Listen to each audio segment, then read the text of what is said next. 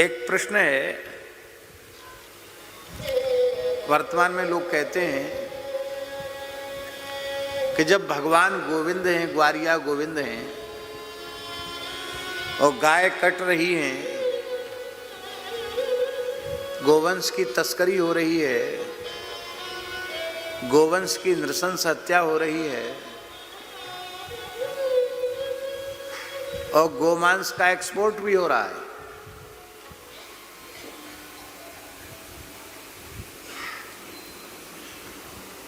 तो गायों के रक्षक गोविंद कहां चले गए?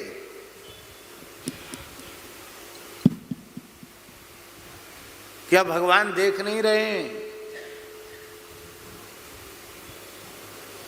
देख रहे हैं तो सह क्यों रहे हैं?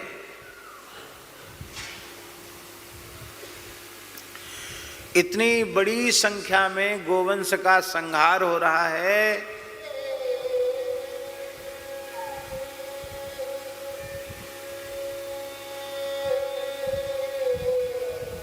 कि उसका कहना, उसका निश्चय करना भी बहुत कठिन है। देश जब स्वतंत्र हुआ था उस समय देश की जनसंख्या कितनी थी और देश में गोधन कितना था, उस संख्या को आप सुनेंगे। और वर्तमान में देश की जनसंख्या कितनी है और इस देश का गोधन कितना है, इसका जब आप आकलन करेंगे तो आप आश्चर्यचकित नहीं, आप अत्यंत पीड़ित होंगे कि अरे इतनी बड़ी मात्रा में गोवंश नष्ट हो गया हमारा।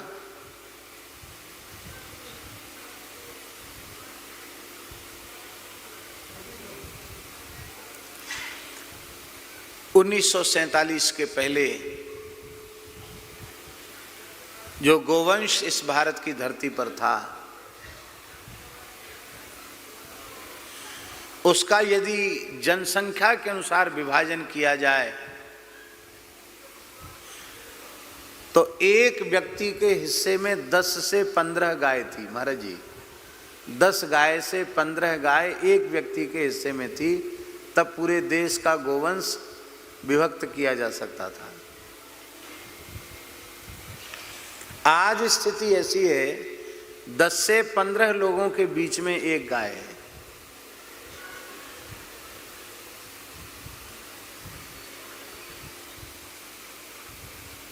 दस से 15 लोगों के बीच में एक गाय है, अब फिर भी गाय अनाश्रित घूम रही है, पन्नी खा करके, कचड़े के ढेर पर खड़े होकर के कैसे कैसे अत्यंत दुख पूर्वक, दुर्दशा पूर्वक अपनी उदर की ज्वाला को शांत कर रही है। उसमें भी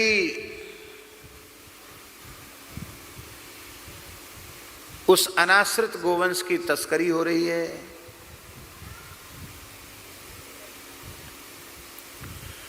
और क्रूर कसाईयों के द्वारा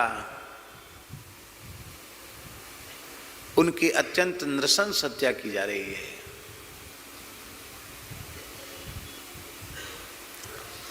इस प्रकार से तो गोवंश का संहार महाराज जी हो ही रहा है। सबसे पीड़ा की बात है नस्ल संहार। नस्ल संहार का मतलब क्या है?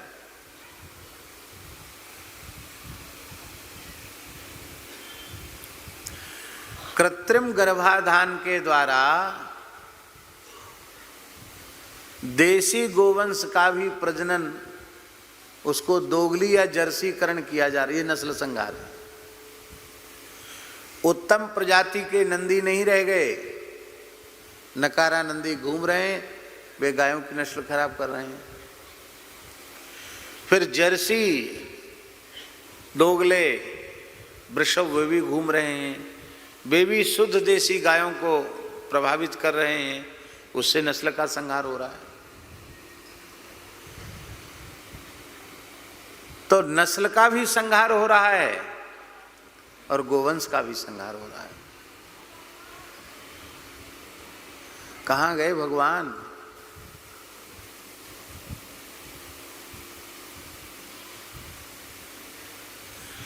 सर्वगत सर्वरूप सर्वमय भगवान को क्या दिखाई नहीं पड़ता?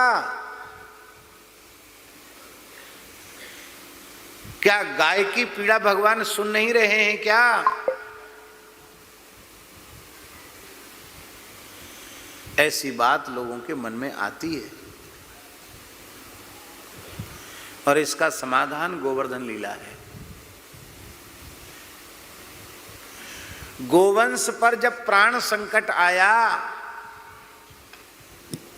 तो पहले ही ब्रजवासियों ने श्री कृष्ण से प्रार्थना नहीं की, पहले अपनी संपूर्ण शक्ति लगाकर प्रयत्न किया कि हम गोवंश को बचाएं।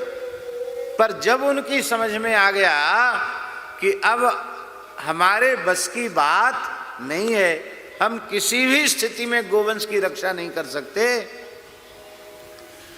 तब वे गोविंद की शरण गए। अब दूसरा एक प्रश्न है, क्या गायों पर ही संकट था, ब्रजवासियों पर संकट नहीं था? वज्र जैसे कठोर कठोर ओले गिर रहे थे तो उससे केवल गायों को ही पीड़ा तो नहीं थी, ब्रजवासियों को पीड़ा थी कि नहीं थी? कान खोलकर सुन लें, बाहर से सहयोग की जरूरत नहीं है, शासन के भी सहयोग की जरूरत नहीं है।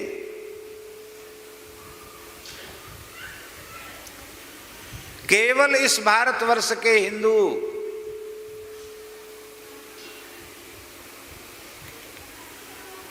प्रतिदिन 1 रुपया गाय के लिए निकालें ईमानदारी से,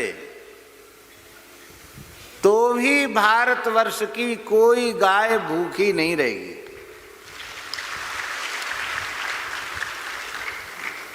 एक रुपया प्रति व्यक्ति, 1 रुपया।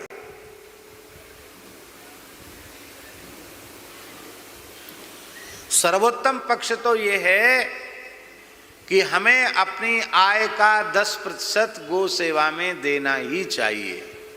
अरे हम 10% का नहीं, हम 1% बोल रहे हैं। हम ईमानदारी से 1% भी नहीं कर रहे हैं। बड़ी बड़ी कंपनियों को कुछ दान करना ही पड़ता है। क्या CSR कहते, क्या थे, CSR बोलते हैं, CSR उनको करना पड़ता है। वो CSR भी ईमानदारी से गो सेवा के लिए नहीं हो रहा है, और कामों के लिए हो रहा है, गो सेवा के लिए नहीं हो रहा है। और कहीं कहीं तो दुर्भाग्य की पराकाष्ठा है, CSR भी कहीं हो रहा है तो पूरी ईमानदारी से नहीं हो रहा है, केवल सरकारी टैक्स बचाने के लिए हो रहा है।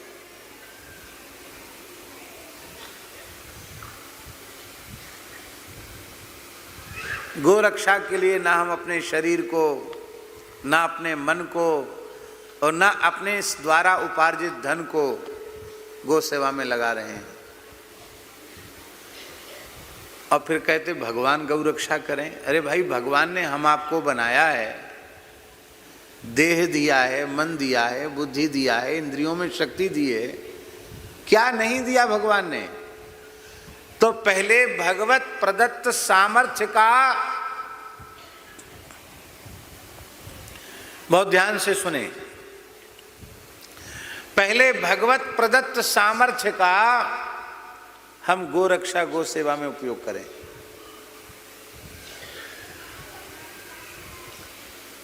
जो सामर्थ्य भगवान ने हमें दी है, फिर उससे बात बनती न दिखाई पड़े, तब ठाकुर जी को पुकारें। जैसे ग्वाल वालों ने पुकारा, जैसे गोपालकों ने पुकारा, ऐसे ही गोपाल को पुकारें। आज भी गोरक्षा का गोवर्धन श्री कृष्ण उठाने के लिए तैयार खड़े हैं।